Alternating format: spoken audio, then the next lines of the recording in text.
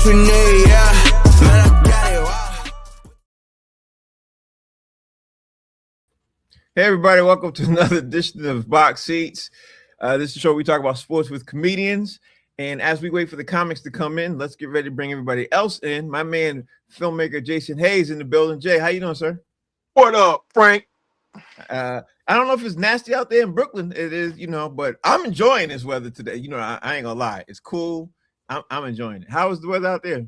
Man, it's 71 degrees, cloudy. I went and got my walk-in today. Man, last week was like living in an oven. It was crazy. Yeah. So I'm enjoying it today. Let me bring in White Chocolate, one of the producers of the show, while we wait for the other guys to come in if they're coming in or not. How you doing, sir? I'm good. How you guys doing? I agree with you. I love this weather, nice and cool. Yes. Yeah. That's when you know you're getting old. I can't hear Jay? Chocolate. Yeah. You can't hear him? Nah, I didn't hear him. So maybe I need to go out and come back in. All right. Okay.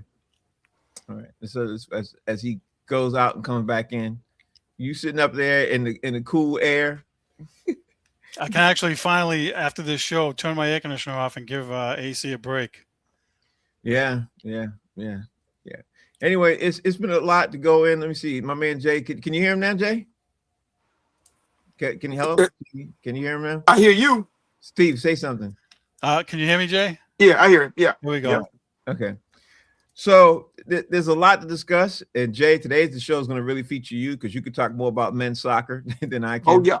Yeah, you know what I mean? And I don't want to, we're going to talk about soccer and we're going to talk about wrestling. And I don't want to overlook men's soccer. I don't want to overlook soccer in general because obviously we're in the World Cup and things like that. So with that being said, I'm going to feature you first, Jay. Let's get ready to get this show started. We got to talk about the men's soccer. For those of you who follow it, you probably already know that U.S. Men's Cup, they played in the game last night. Jay, I watched the game. I don't understand a lot of stuff about the game. So please explain people to, like I'm a 4-year-old. Explain to me how the men's soccer team built up so much momentum and how people were talking about them. Because to me, it looked like they got spanked last night. To me, it didn't even look like now again, I'm looking at it from the outside in. It didn't look like to me that the two teams were equal build. You know what I mean? Equal in play. You know what I mean? It looked like high school playing college to me. Maybe I'm looking at it wrong or right, but please explain to me what your thoughts are on the U.S. Men's World Cup playing Belgium and how they lost 4-1. Frank, it don't sound like I need to explain anything to you at all. Because what you just said is what happened. Okay. Listen, bro. If you speak ass whooping, then you understand what took place last night.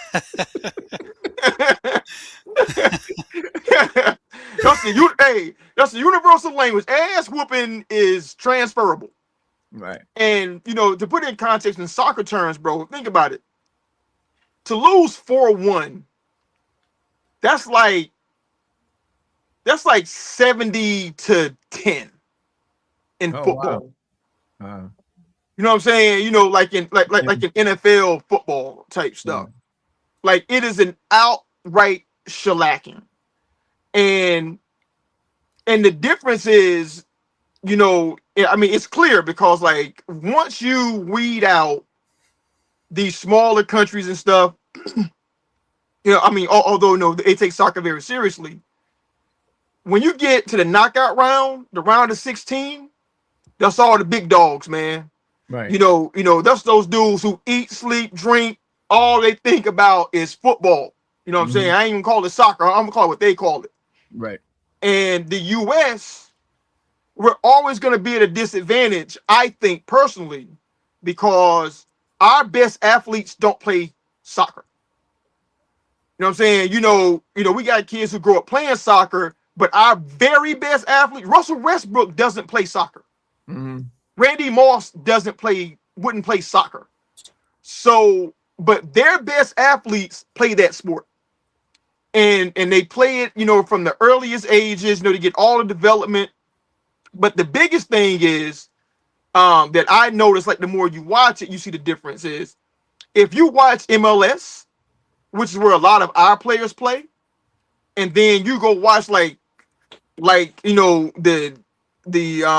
European leagues, we know like Spain and Manchester United and all those teams, the soccer don't even look the same. And that's what you saw last night. You saw the European League meet MLS, and the soccer was not the same. And they just did what they wanted to. They ran into an all-time great in Lukaku with Belgium. And them young boys coming up, and they just got taken to the woodshed, bro. That's all I can say about it. Wow, very interesting and a great analogy. My man Maurice Smith, comedian Mo, has joined. Sorry, I'm late. It's okay. It's okay. We're talking about U.S. men's soccer, man. Talk to me about what your take on U.S. men's soccer as they lost the World Cup to Belgium last night. What's your take on that?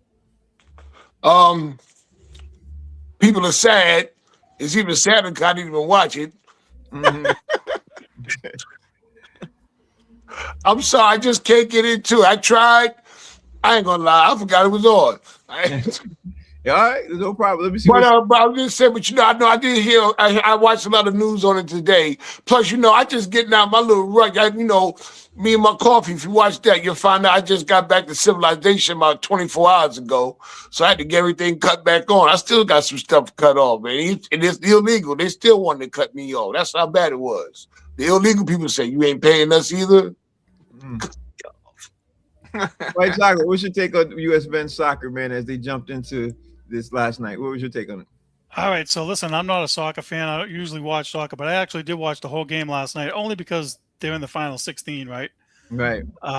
And they got outclassed. I mean, everything Jay said was spot on. And I'll tell you this: when the U.S. tied it at 1 and the crowd was going nuts, I really thought that they may have gotten a little momentum. And then shortly after that, they gave up a goal, and I thought I was watching a friggin' Bruins game.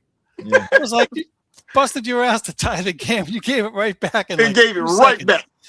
I couldn't believe it. I was like, okay. So I think they hung with them for a while, but looking at the stats at some point, it was like they were out shooting them like 8-4. Crazy. They were out chancing them like 3-1. Their defense wasn't good, and I understand that it's a lot of MLS guys in there, and the difference in class, you can see the difference. And I'll say this: I understand what a 3-1 or 4-1 game means, but the last goal they got was with like 20 seconds left. They just piled on. It's like getting an empty netter in hockey with 2 seconds left. So they just kind of piled it on there. Yeah, I like everybody else was hoping they would win to give us something to talk about, but I'm not into it like Jay is or anybody else. I just can't. I have a friend of mine that watches every single game. He goes to Gillette. He watches a lot of soccer up there. He's a super fan. He's Italian, but I don't know how he does it. I just can't do it. Well, anyway, but Frank, really quickly, to piggyback, the pile on. The whole world was angry with the United States and rooting for the United States to lose last night. Jay, that's where I'm going right now. I'm glad you brought that up. That's exactly where I'm going. Go ahead, finish your thought. Because we talked about this yesterday. Yep. We touched on it because Donald Trump, nobody's saying anything about anything. He interjects himself into it, and he put his stench on the U.S. soccer team. Now, don't get me wrong. I think they would have lost, but I don't think it would have been 4-1. You know what I'm saying? If it wasn't like all the energy of the world was against the United States last night because of that guy. And to me, for him to say, I made a call, the thing got overturned, something that never happens. Belgium was extra motivated to come out there and embarrass the U.S. last night. And they did just that, which is why, what Chocolate said, the last goal, it was like maybe like 20 seconds left to go in the match. And the Belgians said, you know what? Take that one too. You know what I'm saying? And then scored another goal just to embarrass them. Showed them they had no business there. They was talking after the game. They probably still talking today. And it's not because they have no respect for the U.S. It's because they have no respect for Donald Trump. They did all of that. you touched on it, and that was gonna be the next round of question, was that Belgium literally trolled the United States last night because they were in the locker room. I don't know if you all saw the video of this. They were in the locker room and they all were doing the dance that Donald Trump does. They all were doing it. I busted out laughing. I saw that. No. So the final score, they said overturn that. Right, and I was going to say that too. They said overturn this. They said overturn 4-1. And then they all go in the locker room and they do the Donald Trump dance. I bust out laughing. I mean, so Jay says, Jay, I'll give you another round. And you want to say one more thing about that, especially doing the Donald Trump dance? I thought that was funny. I have never seen a soccer team troll another soccer team like that before, ever. So, well, they weren't trolling the soccer team. They were trolling the president, right? That nobody respects. Right. You know what I'm saying? So to me, it's like you got this, a family member who goes out in the streets and disrespects somebody, and the whole family is getting their head knocked in because of what that dude did. Right. You know what I'm saying? Like, you don't even mess with him like that. You know what I'm saying? But because he's a part of your family, you caught up in the mess with him. It was, you know what? It was deserved, bro. I mean, because he brought it on himself. He did. Mo, what's your take on it? I don't know if you saw it, Mo, but they had a video clip of Belgium, and they were showing all the Belgian players doing the Donald Trump dance. It's one of the funniest things you could ever see. I bust out laughing.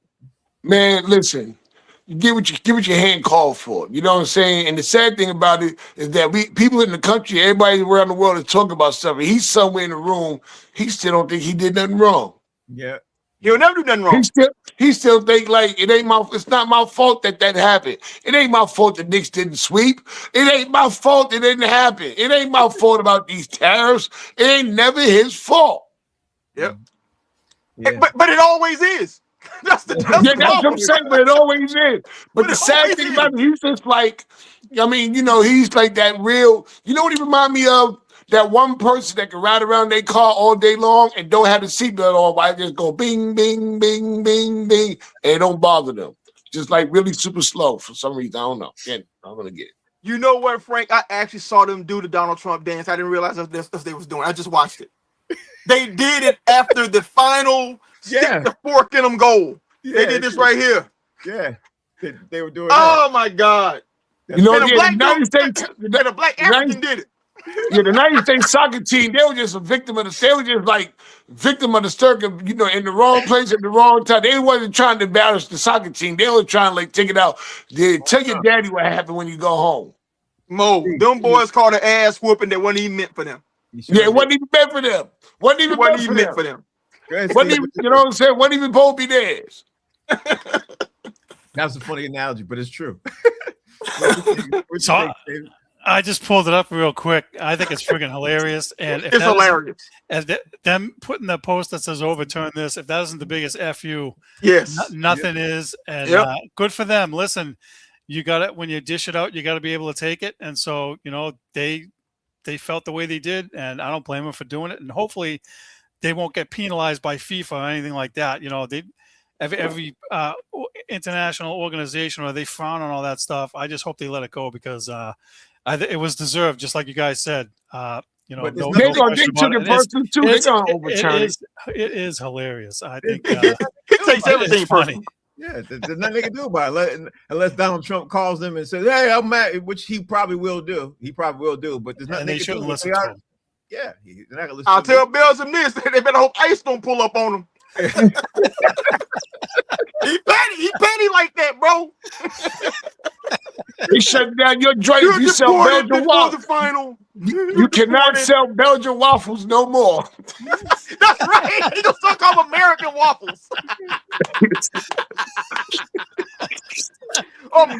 Freedom waffles. Call something else. Take the name Belgium off of everything. Yeah, they can't sell Belgian waffles in the United States no more, man. All right, so let's talk about this now, man. Let's talk about. I don't know if you guys saw this part either, but I'm sure you did, because you guys everything else. Conor McGregor is making his long-awaited return to the octagon this Saturday, headlining UFC 329 against former heavyweight champion Max Holloway in one of the biggest fights of the year. I did a little research, not a lot like I normally do, but a lot of people are pre-ordering this fight. A lot of people are talking about this fight, Jay, who are in that UFC space. They love it. The pre-orders on this man are high. I'm not gonna lie, I thought Conor McGregor was retired. I thought he was going to retire and everything. I thought he was done. So Jay, talk to me about this UFC thing, man. Do you think he's getting ready to get his head kicked in? You think he's doing a paycheck? I mean, just give me any of your thoughts on why Conor McGregor, you think he's coming back to UFC? So if you're at the carnival and the little ducks floating around and they give you a gun, to aim at it, you took a what? You took a shot, right? Yeah. A shot. I mean, you on the basketball court, you raised up from 3 and you took a shot, right? Conor McGregor is what? Shot. He shot out, bro. It's a wrap. Clearly, he must need the money. Because I don't know anybody who misses taking elbows and knees to the face unless they have to. You know what I'm saying? So, I mean, people are going to run to it because he's still a name. And if he's not completely embarrassed, then he'll probably get a chance to do it again. Mm-hmm. But if he gets smoked, like absolutely smoked, which I think he probably will, then it's over with. You know what I'm saying? So this is that last big payday that he's trying to get before he has to hang it up and just start doing something different. That's very true. Mo, talk to me about what you think, because Mo, I ain't gonna lie, man. I thought Conor McGregor was done. I thought he was acting now because I just saw him in that fight in that movie. Now I forgot the name of the movie. He ain't good at that either. Remake. That's what I'm going to say. That's why he's fighting again. That's why he's fighting again. That career didn't take off. He acted, and can't nobody up here say. And the Conor McGregor movie, and nobody knows what we talking about. Don't nobody would watch Conor McGregor. So you got to do something. He got to keep his lifestyle going on. Ain't no telling what else. Yeah, acting was horrible. I think he's gonna get butt whipped. He gonna get his butt whipped. Honestly, and plus, what? I think it was Jake Paul. Jake Paul got everybody thinking that they could just start promoting huge fights and getting large paydays. Yeah, thanks for White Chocolate telling me the name of the movie, because I watched the movie. His delivery was terrible. The fighting scenes were good, but the way he was talking, and it wasn't because of his accent at all. You know what I mean? So you might say it was his no, it wasn't because of his accent. It was the way he was delivering his lines. It seemed like he was reading off. You know how when people hold the card thing up for you to read, like, you know what I mean, when you're talking. Put your hands up. It's not Jay. That's more your forte. You know, if Jay says it's horrible being a filmmaker, then it truly was horrible. But I thought it was horrible. You know what I mean? So I don't know. But listen, we knew it was gonna be horrible coming in, did we not? We did. I thought Roadhouse wasn't gonna be that bad. I ain't gonna lie. I thought it was gonna be that bad. But I didn't think it was gonna be like manage expectations, man. That's the one thing life has shown me. Manage expectations. That's exactly what it is. I was expecting one thing, and I was disappointed, because it's Conor McGregor. Conor McGregor in a movie called Roadhouse. It's a remake of the old Roadhouse. I thought it was going to be somewhat okay. Somewhat. No, I think it was as bad as it was. But Jay, they're making a part 2. It's almost done now. So, For him in it? I don't know if he's in it or not, but that's why he's fighting. He didn't get part 2. Maybe not. Maybe that's why he's fighting. I keep telling y'all keep tiptoe. He didn't act right. I know enough people watch it that they made a part 2 is coming out in 6 months. That's what I know. I know so this reminds me of, my wife has a really good friend, and when she was younger, like, she was rough, bro. I mean, like, she wanted to be everywhere, do everything. She was hard on her parents, man. You know what I'm saying? Because she had to be out there. So she has a daughter, and her daughter was putting her through the same thing, right? And she was complaining about, my daughter doesn't listen, man. She's this, she's that, or whatever. And she said her mother said to her, cat don't make dog. Right? Cat don't make dog, bro. So Conor's a fighter. He ain't an actor. I don't give a damn how much he work at it. I don't care how serious he takes it. He ain't never gonna be no good actor, bro. It is not in him. It is not in his genetic makeup to be that. Steve, what's your take on this? I agree with those guys. I mean, he's got to be doing it for the money. And we're talking about wrestling. So what's the one thing the WWE guys always do? They leave and they come back when they're 45 or 50 years old because they can't get away or they need money. And listen, now with all the streaming and all the sports book, whatever, if Jake Paul can put on a promotion and get millions of dollars, then so can Conor McGregor. Even if he gets his butt whooped in the first round, he's going to make dough, and he ain't going to look back. Yeah. Jake Paul got them all. Listen. We may not like the fights that Jake Paul do, but the one thing we cannot say is he don't know how to promote. If he didn't know how to promote, we wouldn't be talking his name. He gets the hype up, and he knows how to make it into something out of nothing. But Jake Paul is a promoter. He's not a fighter per se. Yeah. Conor is a legitimate fighter. Right. You know what I'm saying? I mean, there's a reason to go watch Conor fight. There's no reason to really go watch Jake Paul fight. That's why he's promoting the fight with him, because he said the same thing you said. Right. All right, so let's talk about the next story, Jay. I'm putting you up right here, man. Let me pull up the next story. I don't know if you guys got a chance to see that Naomi Osaka pulled off a huge upset this past Sunday, knocking off Ariana Salenko in straight sets, which was amazing because nobody thought she was going to even win one set. But Salenka entered the world singles draw as the overall #1 seed for the tournament. Osaka won by scores of 6-2, 7-6. And it was, she not only did she win, Jay, she killed her. You know what I mean? Like, it was a demolishing. What's your take on this, bro? What you think? Naomi's been my favorite tennis player for a lot of years now.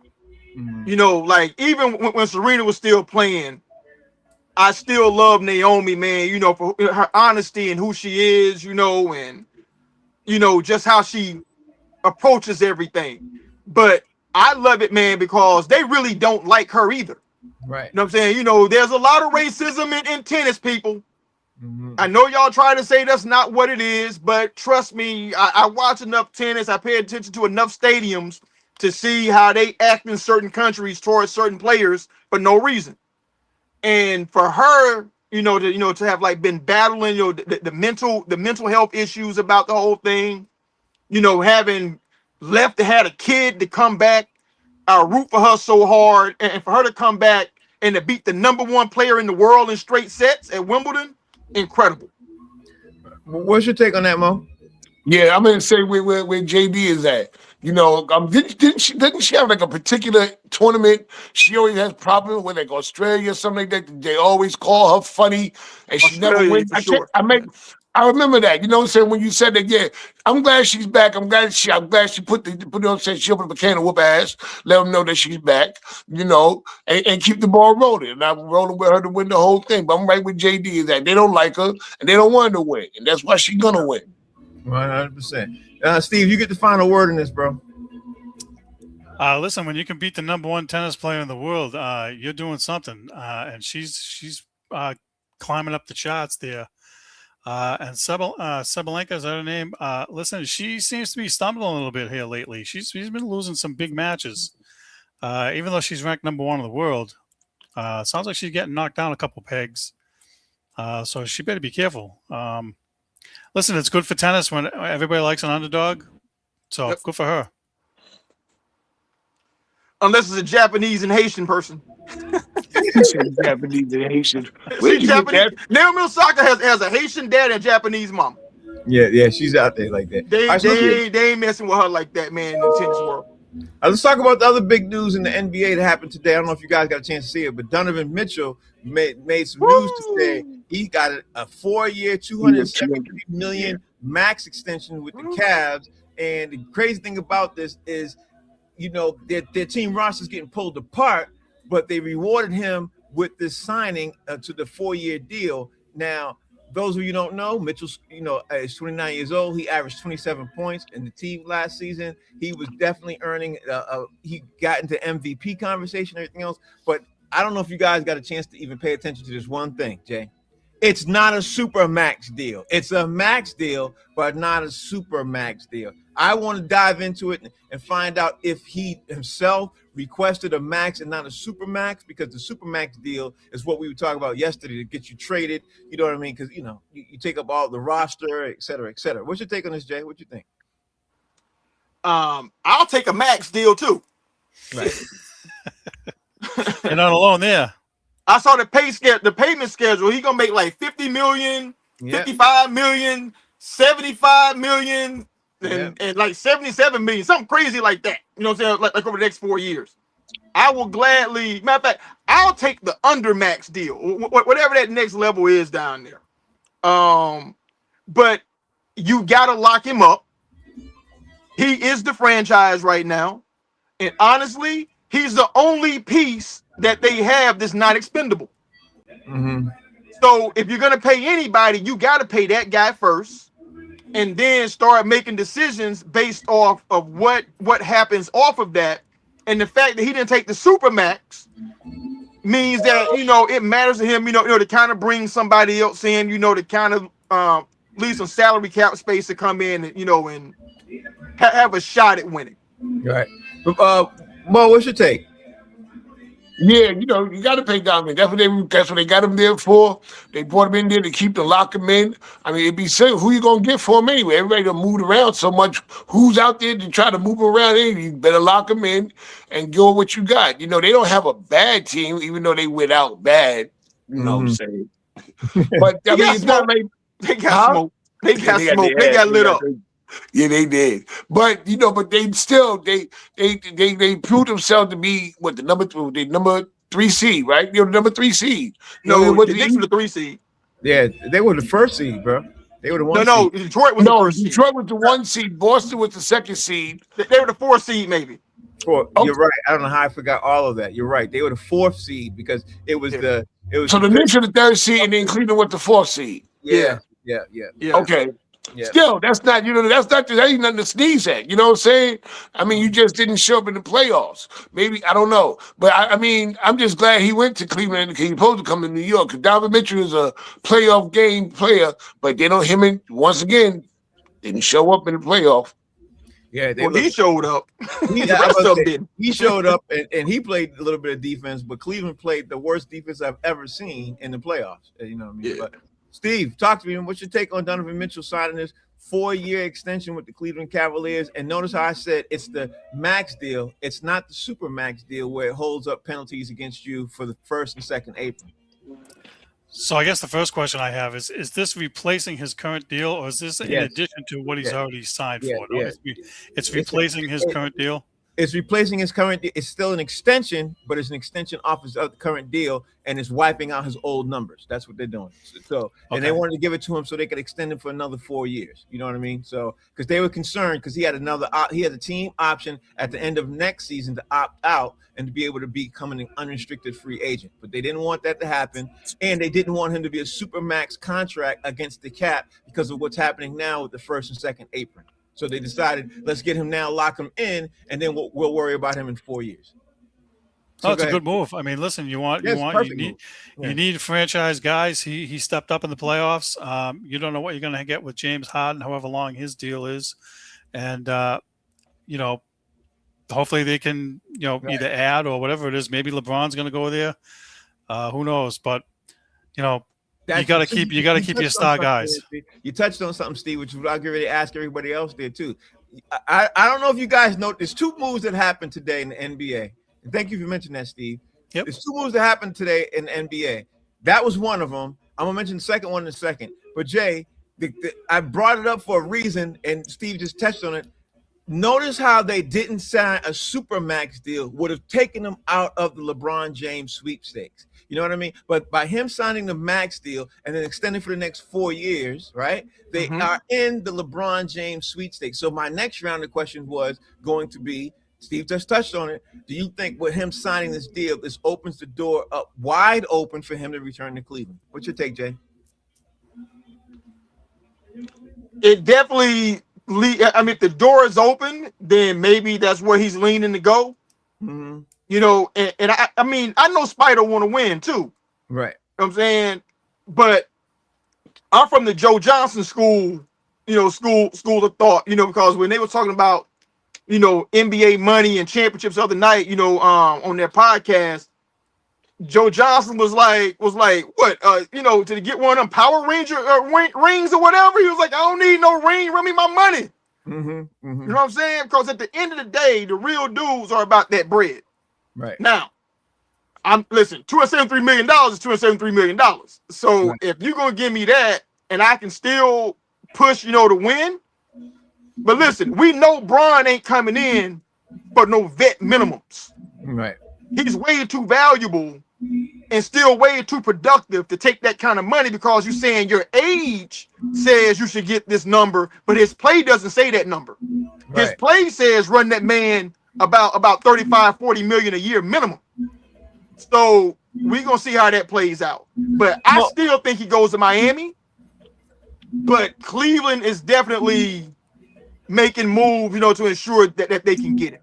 Yeah, honestly, Jay, I think Cleveland's making moves to be able to offer him the most money. You know what I mean? Like, that's what it's looking like. Yeah, that's what it's looking like. That's what I think. So Mo, what do you think with this new door open up? Do you think, especially happening today, like coincidence? You know what I mean? Like, to me, it's too much coincidence, and I don't really believe in coincidence. No coincidences. Yeah, I don't believe in it at all. What you think about this, Mo? Do you think that this opened the door for LeBron to turn back to Cleveland? Well, certain teams gonna make certain moves that's gonna always try to keep the door open. Who you think is really gonna sit there in the boardroom like, we're gonna close the door, LeBron James? Yeah, we don't need him. You know what I'm saying? Like, they're not gonna sit there and do that. They gonna keep the door open. They're gonna do what they gotta do to try to maneuver to make whatever looks extravagant or appealing, as the word I should be using, to see to get them back in there. And number one is home, so they probably feel like they got the edge because it's home, so they just make a couple of moves, and that was the start of it. But like JD always says, and the more and more I hear about this second apron and all these things like that and how it's built, it's like I feel like they taking money away from the players. The owners are still getting paid. I'll never forget when I was watching pallets and pallets of waters that we pay $1 for come in, and they pay probably less than pennies on $1 and sell it for 12. Bottle of water ain't go down yet, so why should the pay for the athletes go down? 100%. Where you at with this, Steve? All right, so I just pulled up the Cleveland Cavs salary cap, their roster, and James Harden has a player option, which I don't remember if he opted in or not. It's $42 million. But he's not counting against. He doesn't count against it because he's not signed to Cleveland yet. He's an unrestricted free agent. He opted in, didn't he? I thought he opted in. Let's just hypothetically say he opts in at 42. Okay, let's say he did. Okay. They can release him because I looked it up, but his number still counts against the salary cap, and they have to agree to a buyout in order to waive him. So they're gonna have to pay whatever it is and pay LeBron, and they'll be over the second apron probably. But for them, maybe it's worth it for 2 years to go over that second apron to try to get another chip. And then they can do like the Celtics just did and have a fire sale. Well, Harden declined his option, fellas. He did? James Harden declined his option for so there's $42 million freed up. And you give LeBron 52, 55 million, whatever it is, and I knew he was unrestricted free. I knew Harden was an unrestricted free agent because he declined his option. But also, you guys got to remember this too. This major fact too. Within 4 years, you have to be under the apron 2 of the next 4 years. You know what I mean? So they can say, hey, you know what? We might not be under it this year. Let's go for it. You know what I mean? Or we might be over because we have another 3 additional years to come in, which, you can still do that. And they could bring back Harden and LeBron because of what Donovan Mitchell just did, which is the reason why I wanted to make sure I mentioned it, because I think by Donovan Mitchell not becoming a super max contract, that allows him to make some moves to bring back LeBron. So similar to what my man did at the Knicks, is exactly the same thing that Donovan Mitchell just did for Cleveland. You know what I mean? That's why I wanted to mention it. But the fact that Harden declined his option kind of makes me think that they have a deal with him already. Yeah, you know what I'm saying? Like they're gonna re-up him, for like whatever amount of money that they're gonna do it for. Mm-hmm. Because I don't think he turns that he doesn't opt out of that.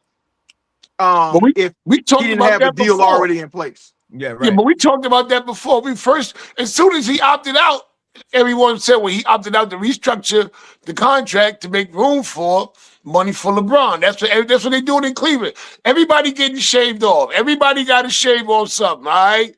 You know what I'm saying? If you do the thumbtacks, you got to shave off. You got to go to double-sided tape now.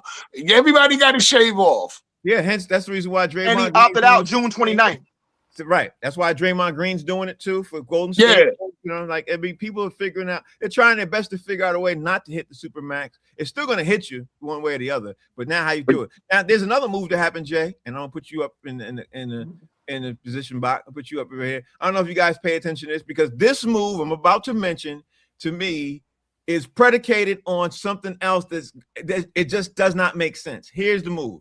The Lakers literally traded DeAndre Ayton to Washington. Okay. Mm-hmm. Now, with the Lakers trading DeAndre Ayton to Washington in exchange for Jaden Harden and 2 future second-round picks in 2031 and 2032, this happens because Ayton is being traded just after days after he picked up. I'm going to make sure I'm saying this a lot, again, so you guys can notice this. He picked up this $8.1 million player option for this upcoming season. Now, he originally signed a 2 years, $16.2 million contract, including the option, but he's getting paid less. Crazy thing about this, guys, Patrick Ewing got signed on. He's up there. But now Washington has DeAndre Ayton and Anthony Davis. So with him getting traded to Washington, first, I'm getting ahead of myself a little bit, and I don't mean to, but I guess I'm busting at the seams here. D, do you think that with DeAndre Ayton get traded to Washington, that they're going to end up trading Anthony Davis? Or No. do you think they're going to keep them both? No. With Patrick Ewing there as assistant coach? No, because Anthony Davis is really a 4. Right. And he complained. I mean, that was his biggest complaint with the Lakers. He's like, I'm a power forward. I'm not a 5. Right, exactly. So, and then think about it. If you get a starting center for $8 million a year, mm-hmm. dude, I mean, that's on the cheap. And so the Lakers kind of had to do that because they don't have any draft picks moving forward. So at least they got some second rounders back in exchange. Don't forget the dude they really didn't want in the first place. And then it made sense for Washington because, I mean, if you hire Patrick Ewing, to come in there, maybe Ayton might get some addition by subtraction. So maybe taking less money may help him out if he gets to work with Patrick Ewing. Every day, day in and day out, work on the holes in this game, and improve some things. So, one, they definitely keep Anthony Davis. I don't think they want to get off of him. And they also got Angel Reese's little brother on their team too, who's pretty good. So, I mean, the Lakers needed to get some kind of draft capital. I'm sure Ayton's not happy there. Once it was clear that Braun wasn't going to be there anymore, and the Lakers had to go for him too. So, okay. AD stays. Okay, so Mo, let me say this to you, Mo. AD has always been complaining about playing the 5. He feels he gets injured more by playing the 5. When he played the 4, which is not a lot, but when he played it, he never got injured. People never talk about that. You know what I mean? Every time he got major injuries, he was playing the 5 position, but he definitely is a power forward. Now he could do the double bigs that OKC is doing, the Celtics are doing, the Knicks did. He could, Washington could be part of the double bigs. Or do you think Washington, by getting DeAndre Ayton, is going to trade AD? What's your thought? I don't think they're going to trade AD. I mean, they can do the double big, but is DeAndre Ayton built for that? Can he handle that? I mean, his production is not that great. I mean, we already know what AD can do at the power forward position. That's what makes him AD. We just upset that he gets hurt so much, and I never knew that he didn't get hurt playing his original position. But can DeAndre Ayton do his thing? Because all year long, he wasn't that great out in L.A., and he was literally playing with one of the most incredible, phenomenal basketball players ever. But I will say this. I always was pissed about the Knicks not hiring Patrick Ewing to be the center coach. Patrick Ewing made 2 Hall of Fame All-Star centers. Yao Ming when he was in Houston, and Dwight Howard when he was in Orlando. That's Patrick Ewing's work right there. He might be able to show DeAndre Ayton something. You never know. He might be. I mean, I wouldn't put it past him. He might be. Steve, you want a final word on this? Yeah, look, I'm doing a little research over here. Good move by Washington to get him. Before he went to the Lakers, he was a double-double guy. I mean, 16 points, 11 rebounds a game. That's pretty solid production for a guy making $8 million. And you can team him up with Anthony Davis and take some of the stress off. And they got Trae Young too. Listen, they're building something over there. And they good for them. Look, listen, he wasn't happy in LA, maybe, and maybe he made it known that he wanted to be traded, or the Lakers were just like, look, we got to free up space to get some other guys, and we're going to trade this guy out of here. And I mean, didn't the Lakers just sign some other 7'2" guy from Looney? Utah? Yep. Right. So you don't need eight. They signed Looney from Golden State, but Yeah. they signed some big white dude that's Yeah, part but of they the knew once Snowtime they Lakers. signed him- Yeah, once they knew they signed him, they knew they were going to trade DeAndre Ayton. They were looking for suitors, and they got him. Good for Yeah. Washington, like you guys said. You got two bigs now in there. That's going to be a nightmare for people. Yo, But and then- also, to me, when I think about it, it makes more sense. Like people like to say that he didn't play well for the Lakers. I'm gonna say he didn't play well playing with Luka. Mhm. You know what I'm saying? He didn't play well playing, with Austin Reeves and Luka, because Luka putting that thing up, bro. He ain't looking for no dives, he ain't looking for no lobs. He looking to score. And I was reminded of that because I brought this up yesterday in the first round against Houston. Ayton played the best basketball I've seen him play in a long time, when it was just him and Bron working along, Hachimura and the rest of the team, because Bron knew how to use him, Right. how to put him in great situations to take advantage of it. Great point. So he looked serviceable, playing with Bron. He didn't look good playing with Luka, because Luka ain't gonna make nobody look good offensively. Not only that, Jay, Luka likes to throw lobs and everything else, and he's not a lob center. You know what I mean? He's not the lob guy. You know what I mean? Oh no, he is, but he was with Phoenix. Now, after he left Phoenix, he ended up becoming more of a on the box guy, doing stuff down low and being able to create his own baskets. He used to be, I'll go with it. He used to be 3 or 4 seasons ago, but in the last 3 or 4 seasons, he hasn't been. You can't convince me that he hasn't. But what he looks like. When he was in Phoenix, towards the end of his run in Phoenix, he was doing low producing and wasn't coming out right. Excuse me, guys. I'm sorry. Listen, man, they made a finals in Phoenix, man. He was a huge part of that. Right. So I think people are going to be reminded that this guy can play, because Trae Young is a live in the paint point guard. He sure is. And Trae Young throws those lobs. So once he knows that if Trae gets past this dude, I need to dive, behind him and drag behind him, because more than likely he gonna throw that thing up towards the rim for me. You're gonna be reminded that this dude is a freaky athlete, and that I think he cares more than people try to say that he cares. Oh, so you're saying in defense of you're trying to say that he might come back to what he used to be 3 seasons ago, 4 seasons ago, because Trae Young could give him the ball in the spots he liked, and LeBron was doing the same thing. That's what you're saying. It fits, man, because LeBron reminded me that this dude is a freaky athlete. Right. And that if you put it up there, he can go get it. And now if you pair him with AD, who they really got to worry about, they got the young rookie, the Bunsa, who they're going to have to worry about. And you got Trae Young turning that corner, bro. He's a forgotten man. Right. He can make a living, on lobs and putbacks. I'm telling you, man. Yeah, I like what Washington doing, man. Washington you're right, because with Trae Young, they got AJ DeBunster, they're gonna have Anthony Davis, and now they're gonna have what's DeAndre to throw lobs to. Yeah, Washington's gonna surprise a lot of people. I'm jealous. I wish the Celtics got him. Got who? DeAndre Ayton? Yeah. Oh, hell no. I would have been like, hell Y'all no. could have used him. Y'all could have used him. No, because when he quits, how come Washington's making moves, but he's hell no, he don't want him to come to Boston? No, I'm saying because when he quits on your team, he quits. He don't play no. You know this. You would have took him on the Knicks neither, because hell no. See, you know the same thing. Because when he quits on your team, you're done. You know, and his last 4 coaches have been upset against him. Even in Phoenix, when Phoenix went to the finals, his coaches were mad at him because they felt he doesn't give 100% effort, and they feel he all quits on the team. When he was young, he was young in Phoenix, man. I know what I'm saying? Like people forget, he only did 1 year of college. I know. You know what I'm saying? He was a one and done dude. So he was still young then. But now, I don't blame him, bro, because as a basketball player, you're like, dude, I work on my game too, man. You know what I'm saying? I'm not out here just to shag rebounds for you, Luka. While you taking 50 shots a game, man. I mean, that ain't never gonna sit well with somebody that care a little bit. You know what I'm saying? Like, I'm a pro, I can score, work on my game. And big men are the most dependent on guard play. Yeah, And but if your you're guard assuming, ain't looking for you, man, you just out there, taking elbows for no reason. yeah, but you're assuming you and him are thinking of similar alike in that thought process. All ball players think like that, Frank. All ball players you think like that. I would No, I'm assume, telling you, they think like that.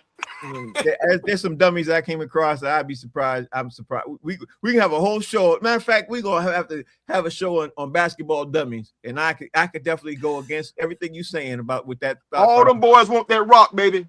They Like, do. listen, I I ain't in the gym 8 hours a day, man, to be out here taking elbows to the face and get rebounds off your 75 misses. Very true. Very true. Very true. But that's why I said this could be a good show. I could do pros and cons against all of that. All right, so Jay, let's talk about the next topic, Ben. Where am I at? We just talked about DeAndre Ayton and everything else. We got to talk about, I don't know if you all noticed this, but Nikola Jokic says he's planning on holding off his contract extension until next summer.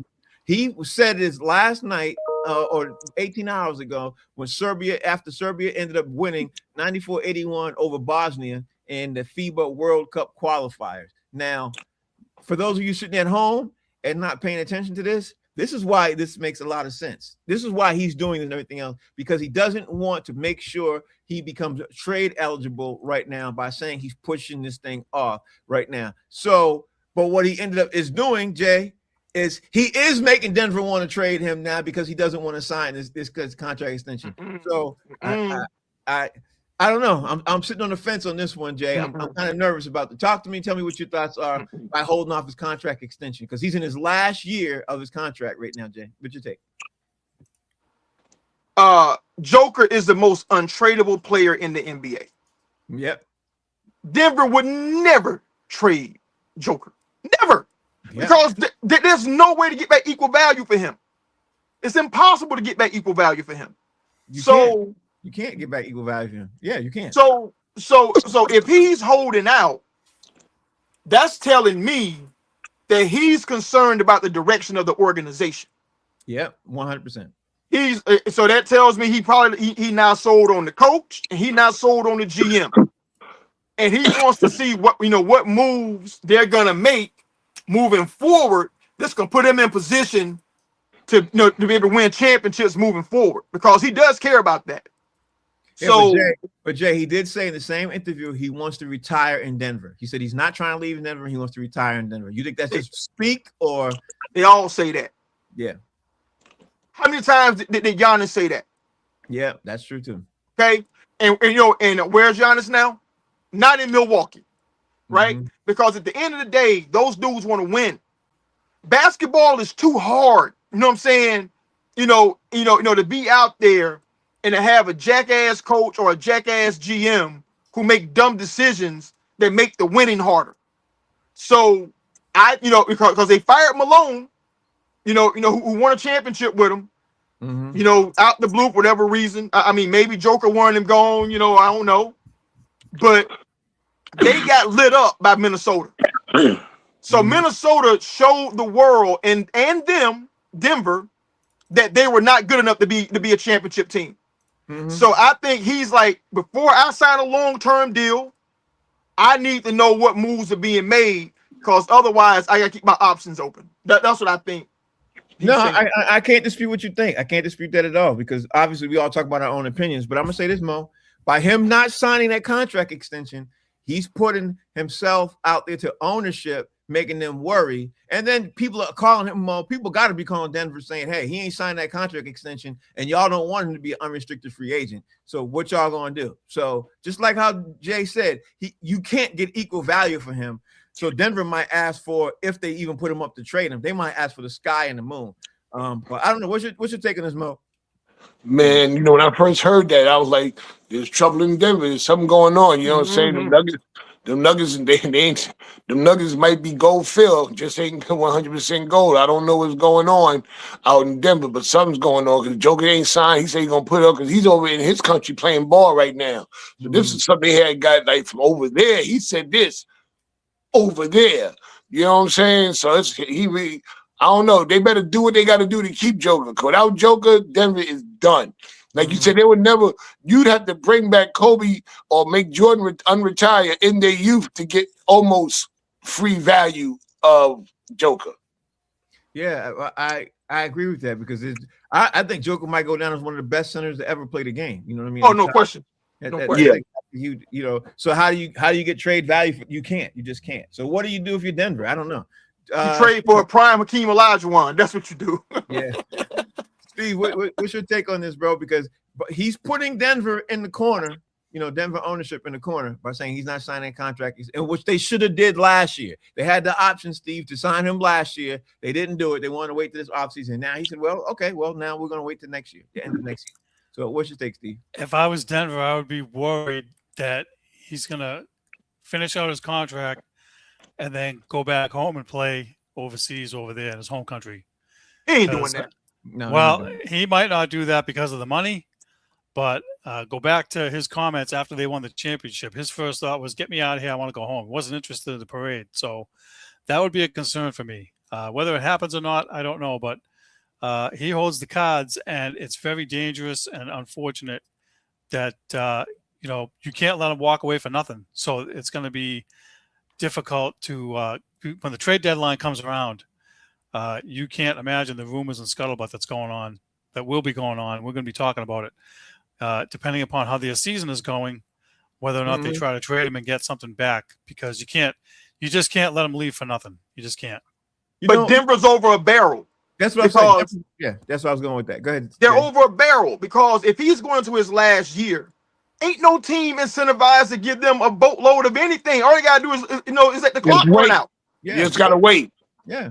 Let the clock run out. You know what I'm saying? So Denver has to make him happy or they're gonna lose him. You know what I'm saying? Those are the options. But Denver put themselves in this position because they could have renegotiated this contract and extended him last year when they were eligible. They decided that they wanted to wait one more season because they thought that he wanted to do that, and they did that to themselves. So I think Joker didn't want to re-up because they had a new coach coming in. And he wanted to see what would happen. He was like, nah, I ain't signing nothing right now. I tell you this much, if Denver wanted to wait, somebody should have told Denver, wait broke the wagon. I don't know. That's true. And then you got 2 or 3. Jamal Murray's not going to come back possibly at the beginning of the season. You know what I mean? Denver's looking to trade him. It might. Yeah. I mean, if Jamal Murray's gone and 2 or 3 other. Well, like Aaron Gordon is still. Is he still around? You guys pay him if he's not paid already. I believe Gordon's contract is up, if I'm not mistaken. Yeah, I think he's a free agent now. Jamal. They got a lot of pieces. They got a lot of moving parts over there. They better do what they got to do. Honestly, I think that they're in the end. I think they know it too. They're in the end. So I don't know, interesting conversation. But here's another piece of conversation I want to bring up. I saw this today. I was like, this is very interesting. Jay, I don't know if you guys got a chance to see this story either, but Sean Payton considered pitching. Not only did he consider it, he did. He pitched to Denver ownership for Bill Belichick to be hired as Denver Broncos head coach and for him to get up to 15 wins. And Denver ownership ultimately said no. He said he would be assistant coach because they are having an extremely great tight relationship. He said he wanted to help Belichick get his 15 wins to become the greatest head coach. And then after he got that 15th win, that he would step down, and then he would Peyton would end up stepping up to take over as head coach. That's what he positioned that to. Denver ownership said no. They ultimately didn't want to do that. I thought this story was insane to come out. That's something that I don't think it should. We didn't need to know that type of story. I don't understand why it came out, and I'm still thinking a lot of things about this. I don't understand, Jay. Help explain to me why that story needed to come out, Jay, and what's your thought process on Sean Payton trying to help Bill Belichick get his 15 wins? That story needed to come out like Donald Trump needed to tell the world that he made a phone call to FIFA. Right. We didn't need to know this. And honestly, like Donald Trump, I think that Sean Payton's a douche nozzle. Mm-hmm. I lost all respect for him. I told you after how he treated Sierra's husband. Mm-hmm. Okay. After he did Sierra's husband, the way he did him, the latent disrespect that he showed, I have no respect for Sean Payton. And then for him to propose this carnival barker nonsense to the ownership, to help Belichick win. Belichick had 3 or 4 seasons straight to get that record. If he didn't get it, damn it, he ain't supposed to have it. Okay. Mm-hmm. So no, I mean, the whole thing is dumb. I don't know why he would do it. And he's a clown. for even taking that to the people. And he's a clown for letting it be known. Like we didn't need to know that. That was something to me. And I'm a And for the record, Aaron Gordon is under contract until 2028. Okay, thank you for that. Maurice Smith, Mo, talk to me. What's your take on this? Sean Payton considered, and having Bill Belichick as a Broncos head coach to get his 15th win. What's your take on that? I think Sean Payton suffered from a moment when his brain just collapsed, where it just like fell out. It was done. It was like, I can't do nothing else right now for this moment. And he came up with that idea. They told you, don't go upstairs unaccompanied without an adult. And he did that. He did that. And that's the most idiot. First of all, why would he do it in Denver? If you're going to do it anywhere, you do it right back where you did it all. I mean, right here, Massachusetts. That's number one. Number two, why would somebody who didn't even like him let him do that? Because they didn't like him there because he took a lot of championships away from people. So why would you even bring that up? That's just till they ask one of the Crips to let one of the Bloods come over and talk to. That's stupid. Okay. All right. I see his take. Steve, as a Patriots fan, I know you got a thought process on this. What's your take, Steve? I agree with those guys. It's stupid. And the immediate thought that I have for Sean Payton, and I hope this doesn't get us in trouble, but can you say the word cuck? That's what Sean Payton comes across as for Belichick. Let Bill coach it out, just watch on the sideline. Like, Yo, what this show just took a turn. Oh, I love how Bill coaches. Yeah, give him the playbook. What is that? I mean, I can't imagine any coach taking a backside seat to another coach just to let him get wins, especially a guy that's as established as him. Young guy maybe. Somebody that's been in the league a few years, but Peyton's been in the league for 20 years. Why would you do that? Nobody would do that. Listen, I think the next. And I wouldn't want to see that either. By the way, as a Patriots fan, I wouldn't want to see that. I wouldn't want to see him get the record that way. Go ahead, Jay. Finish your thought. Go ahead, Jay. I think the next story that's gonna come out about Sean Payton is that he's going to rehab because that's something that you only think about after doing a long line of cocaine. You know what? I think Bill Belichick can coach. You know what I mean? Stop. That is a booger sugar revelation. Okay. The funny thing is when I read that story, I was so disappointed. I was like, we didn't need to know any of that. And as a Patriots fan, I don't care. I didn't want to know that. Like I didn't want. And then on top of that, why would you even like Denver? Like how many Super Bowls and AFC Championship games and everything else the Patriots took from Denver? Why would Denver ownership want to help out Bill Belichick? Make no sense. Like that's stupid. I just didn't see it. His rehab is coming up, bro. I'm telling you. Yeah, we definitely gonna do that. All right, guys. The show's over. I want to make sure that we talk about tomorrow's game, and then of course, there's still more, FIFA Cup championships like that. Look like Switzerland just won. I just got an alert. I didn't read it too fast, but the FIFA Cup is still happening. So we're gonna talk about more about that tomorrow's show. And the funny thing is there are upsets that are happening, and I think we need to address some of that. There's some stuff that's happening in baseball I want to talk about tomorrow's show. There's a lot of stuff that's happening in sports, even though sports seems to be slowing down. It's that time of year. So, Mo, you are the reigning comic on the show. Tell everybody out there how they can follow you, what you got going on. I'll be down in New York City this weekend. All my New York City people, 144 Bleecker Street, Slap, what is it? Slap, what's it called? Slap what? Smack Village. Yeah. Howard Bell and friends, down there doing my thing. Come see me, come holler at me. And always remember, msbexbags.com. Man, he's like, you gonna get them bags in. Like, I hear you, bro. What? You gotta get them bags You see my setup? I ain't mad at you. I like your setup. I ain't mad at you. My wife saw your setup and said, when we gonna visit? I said, what you gonna do? And all I could think of was like, oh my God. I'm in Dorchester on the 18th. We'll talk. I didn't even know that, Mo. See what I'm saying? I ain't trying to spend no more money, Mo. I ain't got nobody like that. Hey, man, my stuff is this. You can come to my table with $100 and leave with 3 pieces. Oh, okay. I remember you said that. All right. Jay, talk to me, bro. Tell everybody out there how they can follow you, bro. What's going on? Follow me at JD Hayes at Fan Base, and I'm gonna be hanging out with Mo and Howie, and hopefully D Jones roll through too Yeah. at Smack Village. I'll be there getting a contact high because that's what they do around there. They let it burn around there. That's all I can say. They let it burn.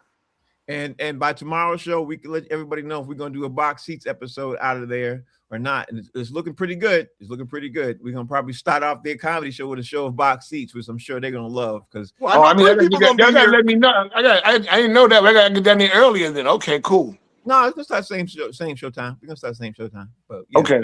Yeah, we're gonna start same show time. But we considering, we putting it on. I'm in the process of planning it and everything else. I'm looking forward to it because ultimately, last time I did box seats in New York with on a panel, it was hilarious. You know what I mean? It's and we all come together on stage. It'd be great. It'd be a great show. So, Steve, tell everybody out there how they can follow you. Follow me and Frank on Boston Straight Shooters on Facebook and YouTube. There it is. Thank you guys for watching. The name of the show is Box Seats. We'll be back tomorrow. We're gonna talk more about this FIFA Cup. More about what's going on as NBA teams finalizing these drafts and trades and things like that. We got a lot more stuff to talk about. Thanks y'all for watching. We'll see you tomorrow. Peace.